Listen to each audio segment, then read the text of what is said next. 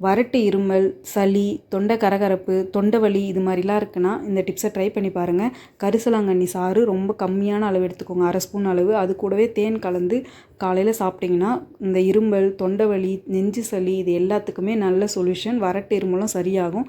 கண்டிப்பாக ட்ரை பண்ணி பாருங்கள். தேவைப்படுறவங்களுக்கு ஷேர் பண்ணுங்கள். இது போல் ஹெல்த்தி டிப்ஸ் வேணும்னா கமெண்ட்டில் சொல்லுங்கள். பிடிச்சிருந்தா லைக் பண்ணிவிட்டு அப்படியே நம்ம ராயல் டிப்ஸையும் ஃபாலோ பண்ணிக்கோங்க.